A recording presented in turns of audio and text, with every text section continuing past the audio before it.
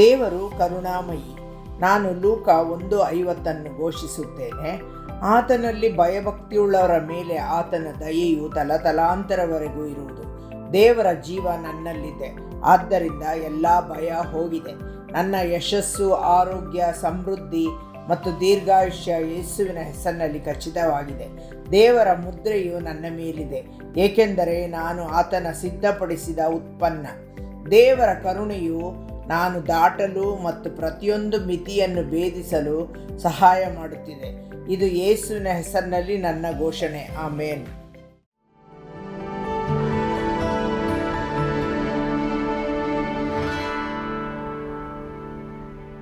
ನಾನು ನಿನ್ನವ ಪ್ರಿಯ ಕರ್ತಾನೆ, ನಿನ್ನ ವಾಕ್ಯ ಕೇಳಿದೆ.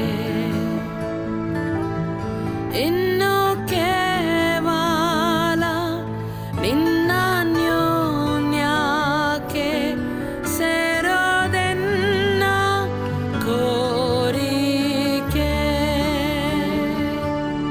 ಏಳೆ ನನ್ನ ಏಳೆ ಪ್ರಿಯ ಕರ್ತಾನೆ, ನಿನ್ನ ಕ್ರೂಜೆ ಕಂಬಕ್ಕೆ. ಏಳೆ ನನ್ನ ಏಳೆ ಪ್ರಿಯ ಕರ್ತನೆ, ನಿನ್ನ ನೊಂದ ಎದೆಗೆ.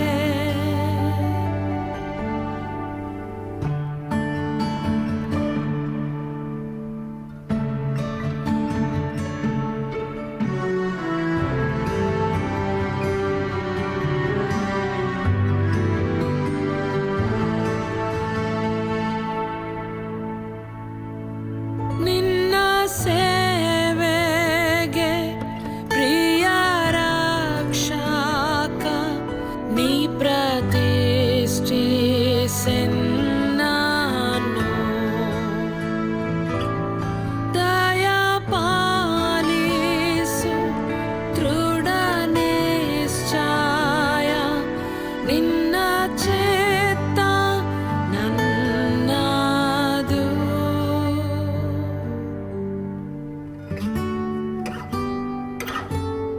ನಾನು ಏರಾಗಿ ನಿನ್ನ ಪಾದಕ್ಕೆ ಸುಸಂವಾದ ಮಾಡುತ್ತಾ, ನಿನ್ನ ಸಂಗಡ ಇರುವ ಗಾಳಿಗೆ ಎಂತ ಮೂಲ್ಯ ಸಂತಸ. ಏಳೆ ನನ್ನ ಏಳೆ ಪ್ರಿಯ ಕರ್ತನೆ, ನಿನ್ನ ಕ್ರೂಜೆ ಕಂಬಕ್ಕೆ. ಏಳೆ ನನ್ನ ಏಳೆ ಪ್ರಿಯ ಕರ್ತನೆ, ನಿನ್ನ ನೊಂದ ಎದೆಗೆ.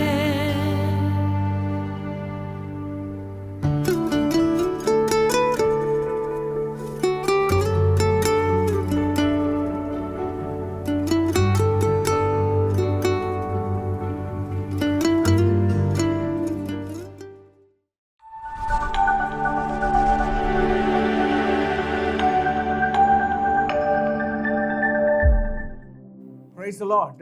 ಕರ್ತನಿಗೆ ಸ್ತೋತ್ರ. Our God is a good God. ನಮ್ಮ ದೇವರು ಒಳ್ಳೆಯ ದೇವರು. He is a God who wants to bless us so that we should not lack anything in our lives. ಮತ್ತು ಆತನು ನಮ್ಮನ್ನು ಆಶೀರ್ವದಿಸಲು ಬಯಸುವಂತಹ ದೇವರು. ಹಾಗಾಗಿ ನಮ್ಮ ಜೀವಿತದಲ್ಲಿ ಯಾವುದೇ ಕೊರತೆಗಳು ಇರಬಾರದು ಎಂದು ನೋಡುವಂತಹ ದೇವರು. He is a God who has blessed us to be fruitful and to increase in every walk of our lives. ಮತ್ತು ಆತನು ನಮ್ಮನ್ನು ಆಶೀರ್ವದಿಸಿ ನಮ್ಮ ಜೀವಿತದ ಪ್ರತಿಯೊಂದು ಅಂಶದಲ್ಲಿಯೂ ಸಹ ನಾವು ಫಲಭರಿತರಾಗಿ ಇದ್ದು ಹೆಚ್ಚುವರಿಯಬೇಕು ಎಂದು ನೋಡುವಂತಹ ದೇವರು. Sunday after Sunday and every day we read the word, we meditate the word. The promise of God is in, amen, through Jesus Christ, and God wants wants to fulfill those promises in our lives. ಭಾನುವಾರದ ನಂತರ ಭಾನುವಾರ ನಾವು ಯಾವಾಗಲೂ ದೇವರ ವಾಕ್ಯವನ್ನು ಓದುತ್ತೇವೆ, ಆತನ ವಾಕ್ಯವನ್ನು ನಾವು ಧ್ಯಾನಿಸುತ್ತೇವೆ ಮತ್ತು ಆತನು ನೀಡಿರುವಂತಹ ಪ್ರತಿಯೊಂದು ವಾಗ್ದಾನಗಳನ್ನು ನಾವು ಹಿಡಿದಿಟ್ಟುಕೊಳ್ಳುತ್ತೇವೆ. ಯಾಕೆಂದರೆ ಆತನ ವಾಗ್ದಾನಗಳು ಯೇಸು ಕ್ರಿಸ್ತನ ಮುಖಾಂತರವಾಗಿ ನಮ್ಮ ಜೀವಿತದಲ್ಲಿ ಆಮೇನ್ ಎಂದು ಹೇಳಲ್ಪಟ್ಟಿದೆ. God wants your family to be blessed, to be fruitful and to increase in every walk of our lives. ಮತ್ತು ದೇವರು ಬಯಸುತ್ತಾನೆ ನಾವು ಮತ್ತು ನಮ್ಮ ಕುಟುಂಬ ಎಲ್ಲಾ ರೀತಿಯಲ್ಲಿಯೂ ಸಹ ನಾವು ಆಶೀರ್ವಾದ ಹೊಂದಿ ಫಲಭರಿತರಾಗಿ ಇದ್ದು ಎಲ್ಲಾ ರೀತಿಯಲ್ಲೂ ಹೆಚ್ಚುವರಿಯಬೇಕು ಎಂದು. He doesn't want you to live a defeat life or a failure life, but he wants you to be blessed in every walk of your life. ನೀವು ಸೋತು ಹೋಗಬೇಕು ಮತ್ತು ನೀವು ನಿಮ್ಮ ಜೀವಿತದ ಪ್ರತಿಯೊಂದು ಭಾಗದಲ್ಲಿಯೂ ಸಹ ನೀವು ಸೋಲನ್ನು ಅನುಭವಿಸಬೇಕು ಎಂದು ಆತನು ಎದುರು ನೋಡುವುದಿಲ್ಲ. ಆದರೆ ಪ್ರತಿ ಕಾರ್ಯದಲ್ಲಿಯೂ ಸಹ ನೀವು ಆಶೀರ್ವಾದ ಹೊಂದಬೇಕು, ಯಶಸ್ವಿಯನ್ನು ಹೊಂದಬೇಕು ಎಂದು ಆತನು ನೋಡುತ್ತಾನೆ. When you seek God every day in your life, you will never see defeat in your life, but you will see blessings in your life. ನೀವು ನಿಮ್ಮ ಜೀವಿತದ ಪ್ರತಿ ದಿನವೂ ಸಹ ದೇವರ ಮೊರೆ ಹೋಗುವುದಾದರೆ, ಆತನನ್ನು ಹುಡುಕುವುದಾದರೆ ನೀವು ಎಂದಿಗೂ ಸೋಲನ್ನು ನೋಡುವುದಿಲ್ಲ. ಆದರೆ ಪ್ರತಿ ಕಾರ್ಯದಲ್ಲಿಯೂ ಆತನ ಆಶೀರ್ವಾದಗಳನ್ನು ಮತ್ತು ಆತನ ಜಯವನ್ನು ಅನುಭವಿಸುತ್ತೀರಾ. We have been meditating upon the word of God, that how we can see blessings in our life, in our families. ನಾವು ದೇವರ ವಾಕ್ಯದಿಂದ ಧ್ಯಾನಿಸುತ್ತಾ ಇದ್ದೆವು ಯಾವ ರೀತಿಯಲ್ಲಿ ನಮ್ಮ ಜೀವಿತದಲ್ಲಿ ಮತ್ತು ನಮ್ಮ ಕುಟುಂಬದಲ್ಲಿ ದೇವರ ಆಶೀರ್ವಾದಗಳು ಬರುತ್ತದೆ ಎಂದು. So in the last few episodes we meditate blessing comes when we walk with that holiness with God, because our God is a holy God. He wants his children to be holy.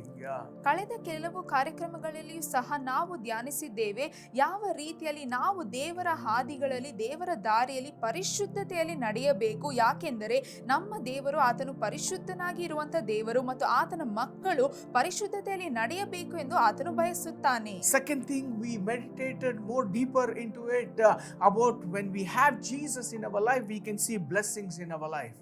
ಮತ್ತು ಎರಡನೆಯದಾಗಿ ಇನ್ನೂ ಆಳವಾಗಿ ನಾವು ಧ್ಯಾನಿಸಿದೆವು ಯೇಸು ಕ್ರಿಸ್ತನು ನಮ್ಮ ಜೀವಿತದಲ್ಲಿ ಇರುವಾಗ, ನಾವು ಮಾಡುವಂತ ಪ್ರತಿ ಕೆಲಸದಲ್ಲಿ ಆತನು ಇರುವಾಗ ನಮ್ಮ ಜೀವಿತದಲ್ಲಿ ಆಶೀರ್ವಾದಗಳು ಬರುತ್ತದೆ ಎಂದು. And the third thing we were meditating, blessing comes in our life when we seek God every day in our life. ಮೂರನೆಯದಾಗಿ ನಾವು ಧ್ಯಾನಿಸಿದೆವು ನಾವು ಪ್ರತಿ ದಿನವೂ ದೇವರನ್ನು ಹುಡುಕುವಾಗ, ಆತನ ಮೊರೆ ಹೋಗುವಾಗ ನಮ್ಮ ಜೀವಿತದಲ್ಲಿ ಆಶೀರ್ವಾದಗಳು ಬರುತ್ತದೆ. Not to seek God when we are in trouble, but seek God for every day in our life, for everything in our life. ನಾವು ಕಷ್ಟದಲ್ಲಿ ಇರುವಾಗ ಮಾತ್ರ ನಾವು ದೇವರನ್ನು ಹುಡುಕುವುದಲ್ಲ, ಆದರೆ ಪ್ರತಿ ದಿನ ಮತ್ತು ಪ್ರತಿ ಸನ್ನಿವೇಶಗಳ ಮಧ್ಯದಲ್ಲಿಯೂ ಸಹ ನಾವು ದೇವರನ್ನು ಹುಡುಕಬೇಕು. When you seek God and have a stronger relationship, you will never see defeat, you will never see an attack, but you will see God's protection, God's favor upon your life. ನೀವು ದೇವರನ್ನು ಪ್ರತಿದಿನ ಪ್ರತಿ ಸನ್ನಿವೇಶಗಳ ಮಧ್ಯದಲ್ಲಿಯೂ ಹುಡುಕುವಾಗ ನೀವು ನಿಮ್ಮ ಜೀವಿತದಲ್ಲಿ ಯಾವುದೇ ರೀತಿಯಾದ ಸಮಸ್ಯೆಗಳು, ಸೋಲುಗಳನ್ನು ನೋಡುವುದಿಲ್ಲ. ಆದರೆ ದೇವರು ನಿಮ್ಮನ್ನು ರಕ್ಷಿಸುವುದನ್ನು ನೀವು ನೋಡುತ್ತೀರಾ ಮತ್ತು ಆತನ ಒಂದು ದಯೆ ಯಾವಾಗಲೂ ನಿಮ್ಮ ಮೇಲೆ ಇರುವುದನ್ನು ನೀವು ನೋಡುತ್ತೀರಾ. When you seek God, even the devil will tremble to attack your life or to bring any situation, because you have a stronger relationship with God. ಮತ್ತು ನೀವು ದೇವರನ್ನು ಪ್ರತಿದಿನವೂ ಹುಡುಕುವಾಗ ಸೈತಾನನು ಸಹ ನಿಮ್ಮ ಹತ್ತಿರ ಬರುವುದಕ್ಕೆ ಹೆದರುತ್ತಾನೆ ಮತ್ತು ನಿಮ್ಮ ಜೀವಿತದಲ್ಲಿ ಸಮಸ್ಯೆಗಳನ್ನು ಆತನು ತರಲು ಸಾಧ್ಯವಿಲ್ಲ. ಯಾಕೆಂದರೆ ನೀವು ದೇವರ ಜೊತೆ ಒಂದು ಬಲವಾದ ಒಂದು ಸಂಬಂಧವನ್ನು ಹೊಂದಿರುತ್ತೀರಾ. Seek ye first the kingdom of God and his righteousness, Matthew 6:33 says, and all things shall be added unto you. ಮತ್ತಾಯ 6:33 ಈ ರೀತಿಯಾಗಿ ಹೇಳುತ್ತದೆ, ದೇವರ ರಾಜ್ಯಕ್ಕಾಗಿಯೂ ನೀತಿಗಾಗಿಯೂ ಮೊದಲು ತವಕ ಪಡಿರಿ, ಆಗ ನಿಮಗೆ ಬೇಕಾದ ಎಲ್ಲಾ ಕಾರ್ಯವೂ ನಿಮಗೆ ದೊರೆಯುತ್ತದೆ. If you want to be blessed, to be fruitful and to increase in every areas of life, learn to seek God and his righteousness so that God can add everything into your life. ನಿಮ್ಮ ಜೀವಿತದಲ್ಲಿಯೂ ಸಹ ನೀವು ಆಶೀರ್ವಾದಗಳನ್ನು ನೋಡಿ ಫಲಭರಿತರಾಗಿ ಇದ್ದು ಎಲ್ಲಾ ರೀತಿಯಲ್ಲೂ ಹೆಚ್ಚುವರಿಯಬೇಕು ಎಂದು ಬಯಸುವುದಾದರೆ, ಮೊದಲನೆಯದಾಗಿ ದೇವರನ್ನು, ಆತನ ರಾಜ್ಯವನ್ನು, ಆತನ ನೀತಿಯನ್ನು ನೀವು ಹುಡುಕಿರಿ, ಆಗ ನಿಮಗೆ ಬೇಕಾದಂತಹ ಎಲ್ಲಾ ಕಾರ್ಯವನ್ನು ದೇವರು ನಿಮಗೆ ನೀಡುತ್ತಾನೆ. Put God first in everything so that he cares everything of yours, of your life in every situation. ನಿಮ್ಮ ಜೀವಿತದ ಪ್ರತಿ ಸನ್ನಿವೇಶದಲ್ಲಿಯೂ ಸಹ ಪ್ರತಿಯೊಂದು ಅಂಶವನ್ನು ನೀವು ದೇವರ ಕೈಗೆ ಒಪ್ಪಿಸಿಕೊಡಿರಿ. ಯಾಕೆಂದರೆ ನಮ್ಮ ದೇವರು ನಿಮ್ಮ ಜೀವಿತದ ಬಗ್ಗೆ ಕಾಳಜಿ ವಹಿಸುವಂತಹ ದೇವರು. Many of them keep saying, oh, I've been praying, I've been going to church, I've been reading the word, but still God is not answering me. I'm not able to see God in my life. ಅನೇಕ ಜನರು ಈ ರೀತಿಯಾಗಿ ಹೇಳುತ್ತಾರೆ, ನಾನು ಭಾನುವಾರದಂದು ದೇವಾಲಯಕ್ಕೆ ಹೋಗುತ್ತೇನೆ, ನಾನು ಪ್ರಾರ್ಥಿಸುತ್ತೇನೆ ಮತ್ತು ದೇವರ ವಾಕ್ಯವನ್ನು ಓದುತ್ತೇನೆ, ಧ್ಯಾನಿಸುತ್ತೇನೆ, ಆದರೂ ಸಹ ದೇವರು ನನ್ನ ಪ್ರಾರ್ಥನೆಗೆ ಉತ್ತರಗಳನ್ನು ಇನ್ನೂ ನೀಡಿಲ್ಲ ಎಂದು. Jeremiah 29:13 says, you seek me and find me when you seek me with all your heart. ಯೆರೆಮೀಯ 29:13 ಈ ರೀತಿಯಾಗಿ ಹೇಳುತ್ತದೆ, ನೀವು ನನ್ನನ್ನು ಹುಡುಕುವಿರಿ ಮತ್ತು ಮನಪೂರ್ವಕವಾಗಿ ಹುಡುಕಿದಾಗ ನನ್ನನ್ನು ಕಂಡುಕೊಳ್ಳುವಿರಿ.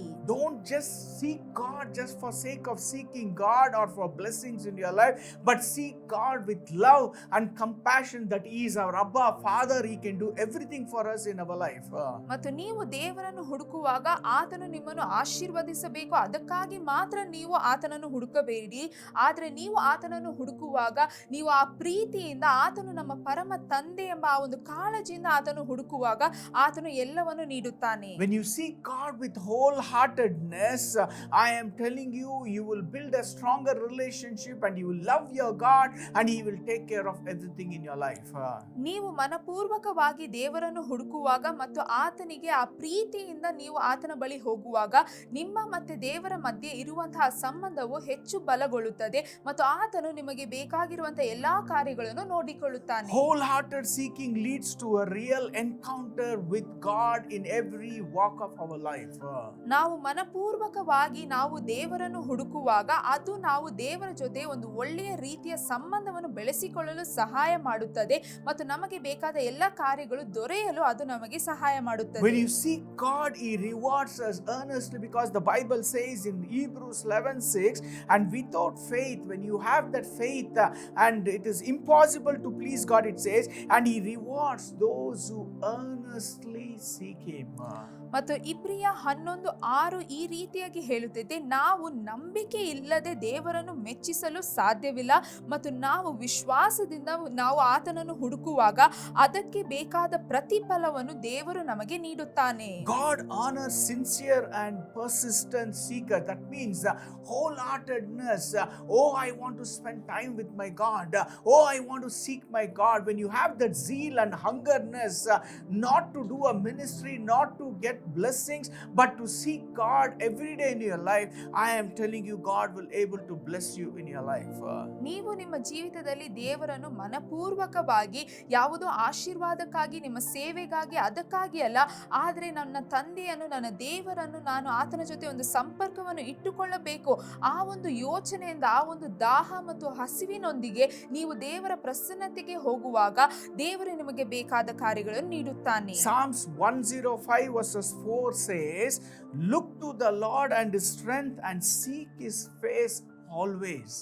ಕೀರ್ತನೆಗಳು 105:4 ಈ ರೀತಿಯಾಗಿ ಹೇಳುತ್ತದೆ, ಯಾವಾಗಲೂ ಸಹ ನೀವು ದೇವರನ್ನು ಹುಡುಕಿರಿ ಮತ್ತು ಆತನ ಸ್ಪರ್ಶಿಸುವ ಮುಖವನ್ನು ನೀವು ನೋಡಿರಿ ಎಂದು. Seeking God is not occasional, it is continuous relationship. As a child of God and as you seek God, you're seeking Abba Father and to have a strong relationship with you in your life.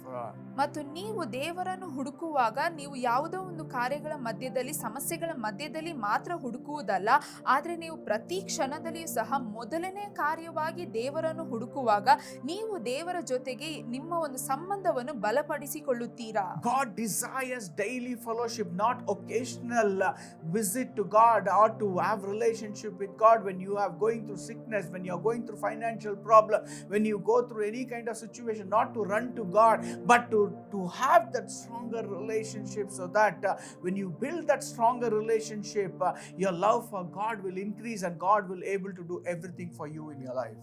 ಮತ್ತು ನೀವು ನಿಮ್ಮ ಜೀವಿತದಲ್ಲಿ ಯಾವುದಾದ್ರೂ ಒಂದು ಸಮಸ್ಯೆಗಳ ಮಧ್ಯದಲ್ಲಿ ಏನಾದರೂ ಬೇಕಾಗಿರುವಂತಹ ಸಮಯದಲ್ಲಿ ಮಾತ್ರ ದೇವರ ಬಳಿ ಹೋಗುವುದಲ್ಲ, ಆತನನ್ನು ಹುಡುಕುವುದಲ್ಲ, ಆದರೆ ಯಾವಾಗಲೂ ನೀವು ದೇವರಿಗೆ ಆ ಮೊದಲನೆಯ ಸ್ಥಾನವನ್ನು ನೀಡಿ ಆತನನ್ನು ಹುಡುಕುವಾಗ ನೀವು ದೇವರ ಜೊತೆಗೆ ಒಂದು ಬಲವಾದ ಐಕ್ಯತೆ ಸಂಬಂಧವನ್ನು ಬೆಳೆಸಿಕೊಳ್ಳುತ್ತೀರಾ ಮತ್ತು ನಿಮಗೆ ದೇವರ ಮೇಲೆ ಇರುವಂತಹ ಆ ಒಂದು ಪ್ರೀತಿಯು ಸಹ ಅದು ಹೆಚ್ಚಾಗುತ್ತದೆ. Psalm 63:1 says, oh God, you are my God, earnestly I seek you, I thirst for you.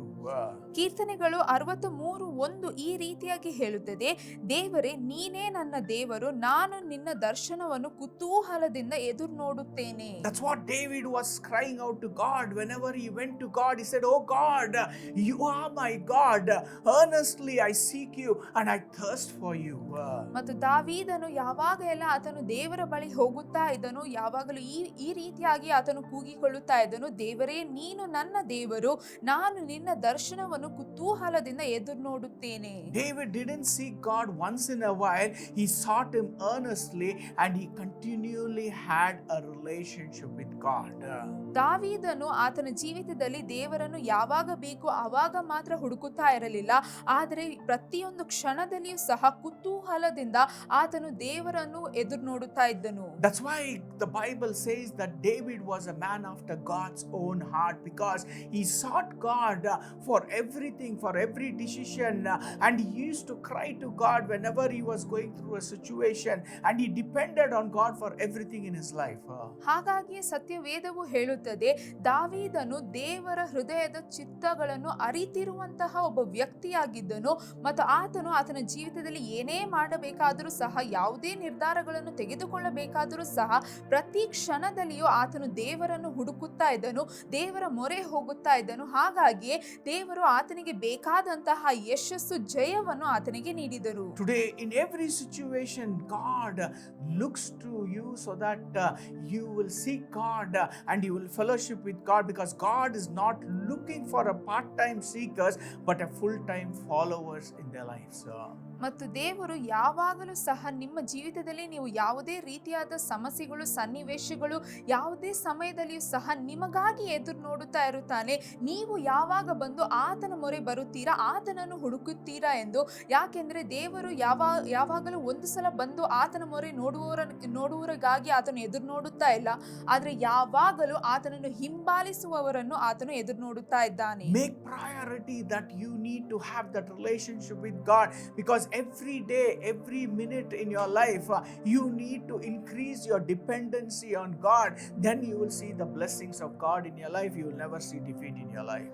ಮತ್ತು ನೀವು ಸಹ ನಿಮ್ಮ ಜೀವಿತದ ಪ್ರತಿ ದಿನವೂ ಸಹ, ಪ್ರತಿ ಕ್ಷಣದಲ್ಲಿಯೂ ಸಹ ದೇವರನ್ನು ಹುಡುಕುವುದನ್ನು ಆ ಒಂದು ಮೊದಲನೆಯ ಕಾರ್ಯವಾಗಿ ನೀವು ಮಾಡಿಕೊಳ್ಳಿರಿ.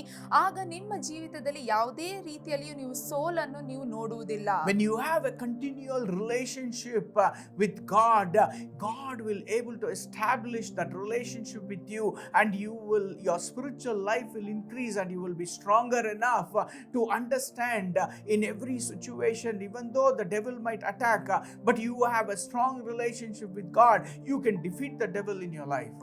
ನಿಮ್ಮ ಜೀವಿತದಲ್ಲಿ ನೀವು ದೇವರ ಜೊತೆಗೆ ಆ ಶಕ್ತಿಯುಳ್ಳಂತಹ, ಬಲವುಳ್ಳಂತಹ ಒಂದು ಐಕ್ಯತೆ ಮತ್ತು ಸಂಬಂಧವನ್ನು ನೀವು ಬೆಳೆಸಿಕೊಳ್ಳುವುದಾದ್ರೆ, ಸೈತಾನನು ನಿಮ್ಮ ಜೀವಿತದ ವಿರುದ್ಧವಾಗಿ ಬಂದರೂ ಸಹ ಆ ಒಂದು ಬಲವಾಗಿರುವಂತಹ ಸಂಬಂಧದ ಮುಖಾಂತರವಾಗಿ ಯಾವ ರೀತಿಯಲ್ಲಿ ನೀವು ಸೈತಾನನನ್ನು ಸೋಲಿಸಿ ಜಯ ಹೊಂದಬಹುದು ಎಂದು ದೇವರು ನಿಮಗೆ ಹೇಳಿಕೊಡುತ್ತಾನೆ. Your consistency builds spiritual strength, because the Bible says in Luke chapter 9 verses 23, whoever wants to be my disciple must deny themselves and take up their cross and daily follow me. ಲೂಕ 9:23 ಈ ರೀತಿಯಾಗಿ ಹೇಳುತ್ತದೆ, ಯಾರೆಲ್ಲ ನನ್ನ ಶಿಷ್ಯರಾಗಿ ಇರಬೇಕು, ಯಾರೆಲ್ಲ ನನ್ನನ್ನು ಹಿಂಬಾಲಿಸಬೇಕೋ ಅವರು ಎಲ್ಲವನ್ನು ಬಿಟ್ಟು ಹಾಕಿ ಮತ್ತು ನನ್ನ ಆ ಒಂದು ಶಿಲುಬೆಯನ್ನು ಎತ್ತಿಕೊಂಡು ಅವರು ದಿನ ನನ್ನ ಹಿಂದೆ ಬರಬೇಕು ಎಂದು. ಹಾಗಾಗಿ ನಾವು ಪ್ರತಿ ದಿನವೂ ಸಹ ದೇವರನ್ನು ಹುಡುಕುವಾಗ ನಮ್ಮ ಆತ್ಮಿಕ ಜೀವಿತವು ಅದು ಬಲಗೊಳ್ಳುತ್ತದೆ. If you want to become the child of God, if you want to see the blessings in your life, you need to deny all your thoughts, your mind, your flesh, your decisions, and you need to come to God by taking up his cross and daily follow him, and by having a stronger relationship with God.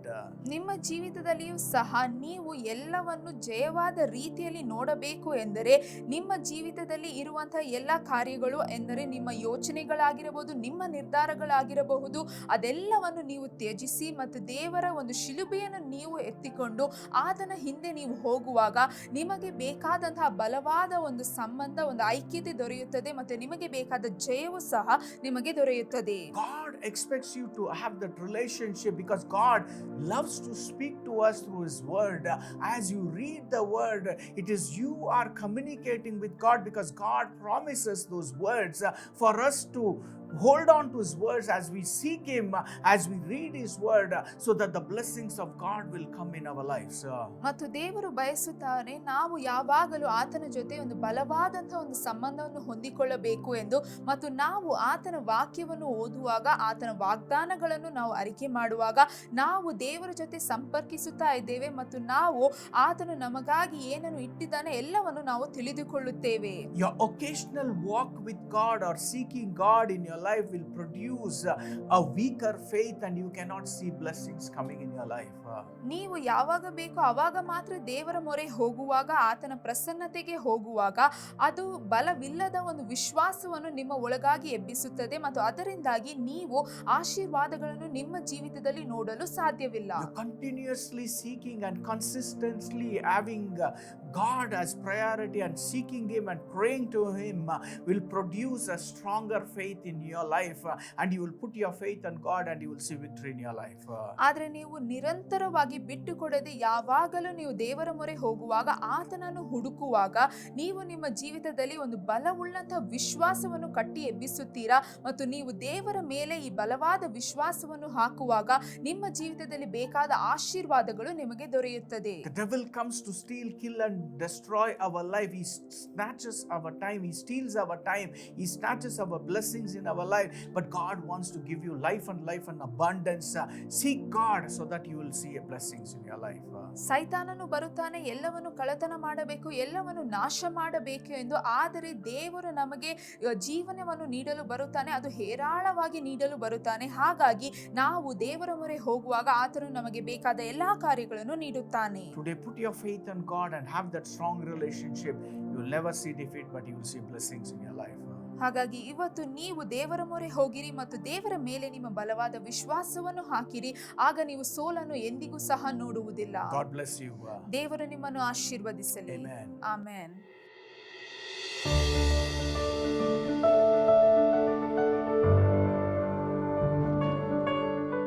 Many of you are going through financial problems in your life. ಅನೇಕ ಜನರು ನಿಮ್ಮ ಜೀವಿತದಲ್ಲಿ ಆರ್ಥಿಕ ಸಮಸ್ಯೆಗಳ ಮಧ್ಯದಲ್ಲಿ ಹಾದು ಹೋಗುತ್ತಾ ಇದ್ದೀರಾ. Today we are going to pray for those people, for God to open doors for them and to God to bless the work of their hands in their lives.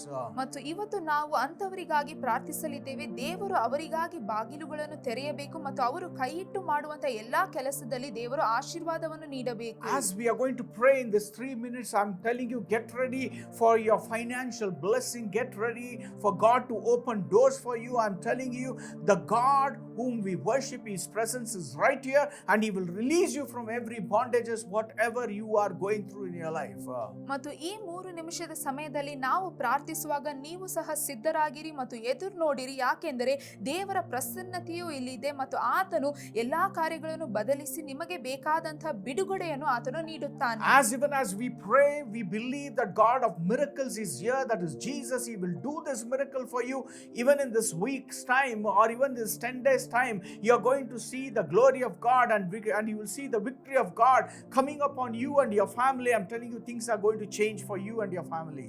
ಮತ್ತು ಅದ್ಭುತಗಳನ್ನು ಮಾಡುವಂತಹ ದೇವರು ನಮ್ಮ ಮಧ್ಯದಲ್ಲಿ ಇದ್ದಾನೆ. ಹಾಗಾಗಿ ಈಗ ನಾವು ಪ್ರಾರ್ಥಿಸುವಾಗ ನೀವು ಸಹ ಎದುರು ನೋಡಿರಿ, ಆತನ ಮಹಿಮೆಯ ಮುಖಾಂತರವಾಗಿ ಬರುವಂತಹ ಈ ವಾರದಲ್ಲಿ, ಇಲ್ಲವೆಂದರೆ ಇನ್ನೂ ಒಂದು 10 ದಿನಗಳಲ್ಲಿ ನಿಮ್ಮ ಮತ್ತು ನಿಮ್ಮ ಕುಟುಂಬದಲ್ಲಿ ಎಲ್ಲಾ ಸನ್ನಿವೇಶಗಳು ಬದಲಾಗಲಿದೆ ಮತ್ತು ನೀವು ಅದ್ಭುತಗಳನ್ನು ಹೊಂದಿಕೊಳ್ಳುತ್ತೀರಾ. Father, in the name of Jesus, people who are going through financial problem, I pray and I bind the spirit of loss. I bind the spirit of every work of the enemy which is stole the blessing from their lives. I cancel its powers in Jesus' name. ತಂದೆ ಯೇಸುವಿನ ನಾಮದಲ್ಲಿ ಈ ಒಂದು ಸಮಯದಲ್ಲಿ ಆರ್ಥಿಕ ಸಮಸ್ಯೆಗಳ ಮಧ್ಯದಲ್ಲಿ ಹಾದು ಹೋಗುತ್ತಿರುವ ಜನರಿಗೆ ನಾವು ಪ್ರಾರ್ಥನೆ ಮಾಡುತ್ತಾ ಇದ್ದೇವೆ. ಕರ್ತನೆ, ಅವರ ಜೀವಿತದಲ್ಲಿ ಯಾವುದೇ ರೀತಿಯಾದ ಲಾಸ್ನ ಒಂದು ಆತ್ಮಗಳು ಇದ್ದರೂ ಸಹ, ಯಾವುದೇ ರೀತಿಯಾದಂತಹ ಸೋಲುಗಳ ಒಂದು ಆತ್ಮಗಳು ಇದ್ದರೂ ಸಹ ಸಹ ಯೇಸುವಿನ ನಾಮದಲ್ಲಿ ನಾವು ಅದನ್ನು ಕಟ್ಟಿ ಹಾಕುತ್ತೇವೆ ಮತ್ತು ನಾವು ಅದನ್ನು ರದ್ದು ಮಾಡುತ್ತೇವೆ. I pray in the name of Jesus, every shut doors should be opened in the name of Jesus. ಯೇಸುವಿನ ನಾಮದಲ್ಲಿ ನಾವು ಪ್ರಾರ್ಥಿಸುತ್ತಾ ಇದ್ದೇವೆ, ಎಲ್ಲ ಮುಚ್ಚಿ ಹೋಗಿರುವಂತಹ ಬಾಗಿಲುಗಳು ಅದೆಲ್ಲವೂ ಈಗಲೇ ತೆರೆಯಲ್ಪಡಲಿ. Every opportunity, whatever the people who are watching this have lost, I command in the name of Jesus that everything, whatever the devil stole in their life, God to restore back in sevenfold in Jesus' mighty name. ಮತ್ತು ಇದನ್ನು ನೋಡುತ್ತಾ ಇರುವಂತಹ ಜನರು ಸಹ ಅವರ ಜೀವಿತದಲ್ಲಿ ಯಾವುದೇ ರೀತಿಯಾದಂತಹ ಒಂದು ಅವಕಾಶಗಳನ್ನು ಅವರು ಕಳೆದುಕೊಂಡಿದ್ದರೂ ಸಹ, ಸೈತಾನನು ಯಾವುದೇ ಕಾರ್ಯಗಳನ್ನು ಅವರ ಜೀವಿತದಿಂದ ತೆಗೆದು ಹಾಕಿದ್ದರೂ ಸಹ, ಯೇಸುವಿನ ನಾಮದಲ್ಲಿ ನಾವು ಪ್ರಾರ್ಥಿಸುತ್ತಾ ಇದ್ದೇವೆ, ದೇವರೇ ನೀವು ಎಲ್ಲವನ್ನು ಹಿಂತಿರುಗಿಸಿ ನೀಡಿರಿ, 7 ಪಟ್ಟು ಅವರ ಜೀವಿತದಲ್ಲಿ ಎಲ್ಲವನ್ನು ನೀಡಿರಿ. Lord, your word says in Deuteronomy 28:7, the spirit of poverty, the spirit of deception, the spirit of rejection, the spirit of loss, the spirit of any kind of spirit which tries to steal their blessings in their life, even though it came in one direction, you have defeated them right now as per your word, and they have fled out in 7 direction in Jesus' name. ಧರ್ಮೋಪದೇಶ ಕಾಂಡ 28ರಲ್ಲಿ ನೀವು ವಾಗ್ದಾನ ನೀಡಿರುವಂತಹ ಪ್ರಕಾರವಾಗಿಯೇ ಅವರ ಜೀವಿತದಲ್ಲಿ ಯಾವುದೇ ರೀತಿಯಾದ ಬಡತನದ ಆತ್ಮಗಳು ಇದ್ದರೂ, ಸೋಲಿನ ಆತ್ಮಗಳು ಇದ್ದರೂ ಸಹ, ಅದು ನೀವು ಹೇಳಿದ್ದೀರಾ ಅದು ಒಂದು ದಾರಿಯಲ್ಲಿ ಬಂದರೂ ಸಹ 7 ದಾರಿಗಳಲ್ಲಿ ಅದು ಬಿಟ್ಟು ಹೋಗುತ್ತದೆ ಎಂದು, ಮತ್ತು ನಾವು ಅದನ್ನು ಈಗ ಅರಿಕೆ ಮಾಡಿ ಘೋಷಿಸುತ್ತಾ ಇದ್ದೇವೆ. I declare Revelation 3:8, the door what you open, no man can shut it, oh God, for the people who are watching them right now. In the name of Jesus, oh God, let there be an open door of opportunities be created, be released for all those people who are watching this program. ಪ್ರಕಟಣೆಗಳು 3:8 ಪ್ರಕಾರವಾಗಿ ನಾವು ಎಲ್ಲರ ಜೀವಿತದ ಮೇಲೆಯೂ ಅರಿಕೆ ಮಾಡಿ ಘೋಷಿಸುತ್ತಾ ಇದ್ದೇವೆ, ನೀವು ತೆರೆಯುವಂತಹ ಆ ಒಂದು ಬಾಗಿಲನ್ನು ಯಾರು ಸಹ ಮುಚ್ಚಲು ಸಾಧ್ಯವಿಲ್ಲ. ಮತ್ತು ಈಗ ನಾವು ಪ್ರಾರ್ಥಿಸುತ್ತಾ ಇದ್ದೇವೆ, ಯೇಸುವಿನ ನಾಮದಲ್ಲಿ ನೀವು ಅವರಿಗಾಗಿ ಹೊಸ ರೀತಿಯಾದ ಬಾಗಿಲುಗಳನ್ನು ಸೃಷ್ಟಿ ಮಾಡಿ ತೆರೆಯಿರಿ. Thank you, Lord, for creating a new door of opportunities. I see a financial blessings coming. I see an open doors coming. I see the favor of God coming. I see the blessings of God coming. I see the ability of God coming upon your lives, and you will never see defeat, but you will see the blessings of God in your lives. ಮತ್ತು ಕರ್ತನೆ, ನೀವು ಸೃಷ್ಟಿ ಮಾಡಿರುವಂತಹ ಹೊಸ ಅವಕಾಶಗಳ ಬಾಗಿಲಿಗಾಗಿ ನಾವು ನಿಮಗೆ ಸ್ತೋತ್ರಗಳನ್ನು ಹೇಳುತ್ತಾ ಇದ್ದೇವೆ, ಮತ್ತು ನಾವು ಪ್ರತಿಯೊಬ್ಬರಿಗೂ ಸಹ ನಾವು ಪ್ರಾರ್ಥಿಸುತ್ತಾ ಇದ್ದೇವೆ, ನೀವು ಅವರಿಗೆ ನೀಡುತ್ತಾ ಇರುವಂತಹ ಅದ್ಭುತಗಳು, ನೀವು ಅವರಿಗೆ ನೀಡುತ್ತಾ ಇರುವಂತಹ ದಯೆ, ಆ ಒಂದು ನಿಮ್ಮ ಒಂದು ಕೃಪೆ ಎಲ್ಲದಕ್ಕಾಗಿಯೂ ಸಹ ಅದಕ್ಕಾಗಿ ನಿಮಗೆ ಸ್ತೋತ್ರಗಳನ್ನು ಸಲ್ಲಿಸುತ್ತಾ ಇದ್ದೇವೆ. In Jesus' mighty name, Lord, we pray. Amen. ಯೇಸು ಕ್ರಿಸ್ತನ ಅದ್ಭುತವಾದ ನಾಮದಲ್ಲಿ ನಾವು ಪ್ರಾರ್ಥಿಸುತ್ತಾ ಇದ್ದೇವೆ ತಂದೆಯೇ. Today amen. we have declared this word and the promise of God unto your situation. Expect a miracle, expect an open door of opportunities, expect a favor of God in every walk of your life. ಇವತ್ತು ನಾವು ದೇವರ ವಾಕ್ಯ ಮತ್ತು ಆತನ ವಾಗ್ದಾನಗಳನ್ನು ನಿಮ್ಮ ಜೀವಿತದ ಮೇಲೆ ನಾವು ಪ್ರಾರ್ಥಿಸಿದ್ದೇವೆ ಮತ್ತು ಅರಿಕೆ ಮಾಡಿದ್ದೇವೆ, ಮತ್ತು ನೀವು ಸಹ ಎದುರು ನೋಡಿರಿ, ದೇವರು ನಿಮಗಾಗಿ ಅದ್ಭುತಗಳನ್ನು ಮಾಡಲಿದ್ದಾನೆ ಮತ್ತು ಹೊಸ ಅವಕಾಶಗಳ ಬಾಗಿಲುಗಳನ್ನು ಆತನು ತೆರೆಯಲಿದ್ದಾನೆ. Get ready for the blessings of God. Once you receive the blessing, please call us onto the number for us to glorify God for whatever God has done in your life through this television program. ಮತ್ತು ನೀವು ಸಹ ನಿಮ್ಮ ಆ ಒಂದು ಸಾಕ್ಷಿಯನ್ನು, ಅದ್ಭುತವನ್ನು ಹೊಂದಿಕೊಂಡ ನಂತರ ನಿಮ್ಮ ಸ್ಕ್ರೀನ್ ಮೇಲೆ ಬರುವಂತಹ ಆ ಒಂದು ನಂಬರ್ಗೆ ನೀವು ಕರೆ ಮಾಡಿರಿ ಮತ್ತು ತಿಳಿಸಿರಿ, ಮತ್ತು ನಾವು ಸಹ ದೇವರನ್ನು ನಿಮ್ಮ ಜೊತೆಗೆ ಮಹಿಮೆ ಪಡಿಸುತ್ತೇವೆ. Get ready. The Lord is going to grant His favor and He will provide all your needs in your life. ಮತ್ತು ನೀವು ಸಹ ಸಿದ್ಧಗೊಳ್ಳಿರಿ, ದೇವರು ನಿಮಗೆ ಬೇಕಾಗಿರುವಂತಹ ಆತನ ಕೃಪೆಯನ್ನು, ದಯೆಯನ್ನು ನೀಡುತ್ತಾನೆ ಮತ್ತು ನಿಮ್ಮ ಜೀವಿತದಲ್ಲಿ ನಿಮಗೆ ಬೇಕಾದ ಅದ್ಭುತಗಳನ್ನು ನೀಡುತ್ತಾನೆ. Amen. ಆಮೆನ್.